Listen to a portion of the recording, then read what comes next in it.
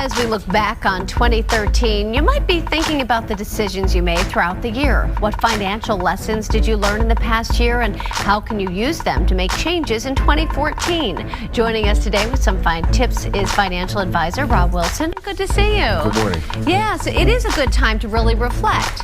It really is. I mean, there were a ton of stories this year that actually affected our wallets, and so I think that it's important that you learn those lessons and you take them into the new year with you. Okay, so starting with lesson number one is diversify your income. Yeah, you know what? We talk about not putting all of your eggs in one basket in a lot of different areas in our lives, except when it comes to our retirement planning. So when you hear stories like the city of Detroit going bankrupt, and now you have a lot of those workers whose pensions are actually in jeopardy right now, it really makes you think that why would you put your entire financial future in the hands of one employer? And so I really think that you got to think about diversifying your income, having different sources, because you never know when one of those things could go away. And it's really uncomfortable when your destiny isn't on your hands.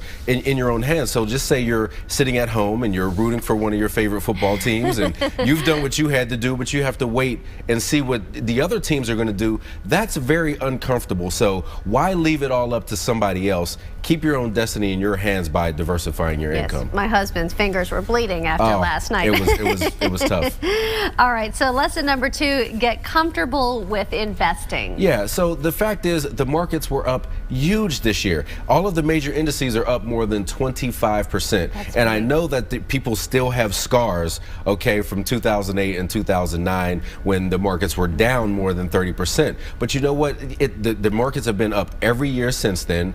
And it's just a fact that you have to be in the market. And so you've got to get more comfortable with this. This doesn't mean go throw all your money into something that you have no idea about it. But if you take some time and you learn and you do this on a consistent basis, then you'll be much better off in the long run. When you say you have to be in the market, is that because it's the best or fastest way to increase your investments? Why? I wouldn't necessarily say the fastest way, but if you want to save money for retirement, the fact is right now you're getting nothing in a savings account. And so if you want to have your money working money for you, the best way to do that, in my opinion, is the stock market. I mean, there's real estate and there are other asset classes, but over time, people have made their money in the stock market. Even with the downs, it still comes back up. With the government shutdowns and everything else, people have made money in the market. Yep, it is. A lot of people making money this year. All right, lesson number three, commit to lifelong learning. Yeah, if you're really going to take charge of your financial future, you have got to adapt to the changing times. So let's take Blockbuster and Blackberry, for example. These are two companies that were just ubiquitous in our lives that you'd never think would go anywhere. This year, Blockbuster shut down and Blackberry is clinging to its life right now.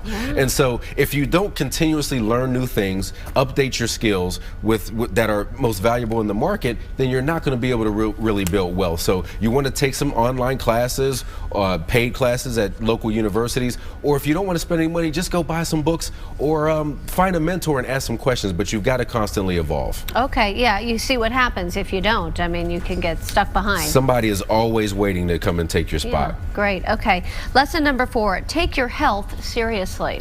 Yeah, so the big rollout of Obamacare and the subsequent problems with the website, I think what it really points out is that healthcare is a very big deal. I mean, collectively, we spend about $2.7 trillion on healthcare. That's about $8,600 a person. But the big point in that is that 75% of those costs are preventable with just a few lifestyle changes like eating healthier, exercising, and maybe not drinking and smoking as much. So I think if we take that upon ourselves to make your health a priority, you'll not only lower your own healthcare costs as far as your insurance or maybe going to the doctor, but you're also going to give yourself the opportunity to make more money if you're healthy and you can get up and go to work every day. Well, and it is pretty amazing to think. How much percentage did you say was preventable? 75%. Wow. So just with a few lifestyle changes. All the medicines, all those things you spend money on. All right, and then lesson number five, you are not invincible. Well, listen, superheroes are for the comic books and for the movies, okay? So we have to understand that we're not invincible. You've got to hope for the best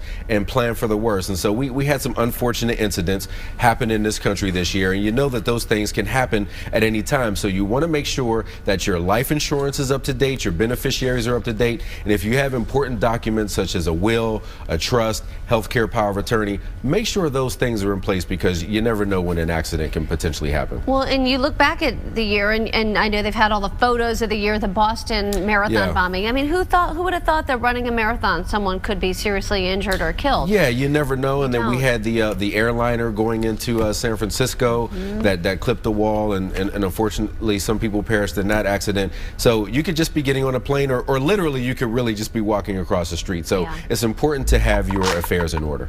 All right, Rob Wilson, always great advice. Thanks for having me. Thank you so much.